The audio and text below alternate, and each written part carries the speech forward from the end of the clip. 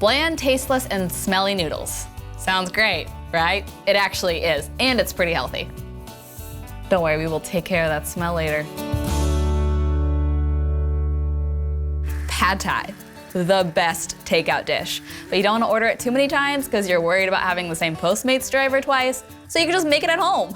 Pad Thai is not healthy, but I have a couple swaps here to make it even healthier. Usually it's made with rice noodles, which is great if you can't have gluten like me, but today we're using a different noodle that has even more nutrition in it. They are Shirataki noodles. Shirataki noodles are made out of a konjac yam, and it's basically fiber and water, so it really ups the nutrition.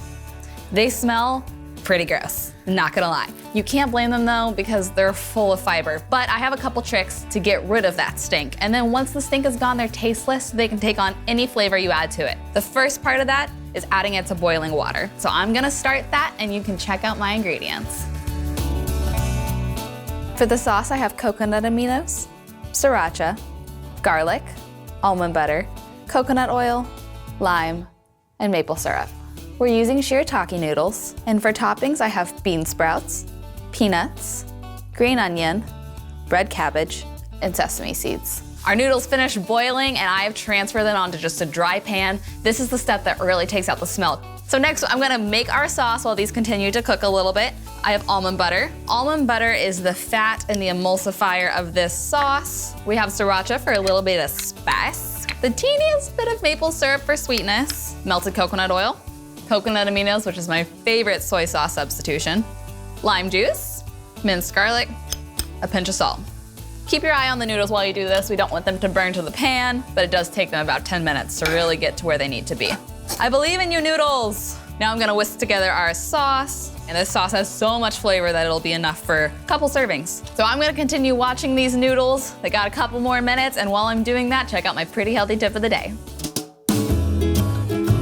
The key to a good sauce is all the different ingredients that add layers of flavor. I'm gonna show you how to make an easy sauce at home that's super customizable so you can make it however you want it.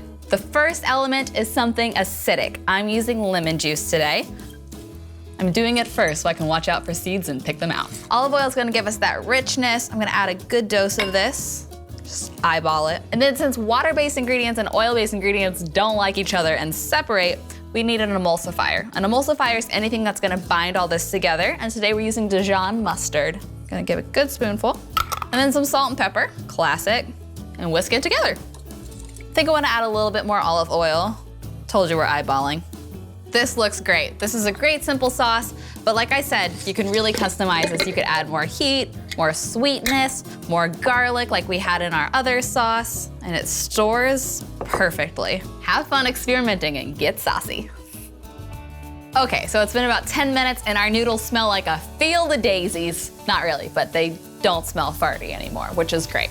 I'm gonna kill the heat and go ahead and add in our sauce while it's still a little hot. The leftover heat will just help this sauce to really spread throughout all the noodles, and it will start to take on that color you love and know. Every noodle must be covered. This is enough for 2 servings, which means I can have some now and I can have some for lunch tomorrow. My plants have my prepped box.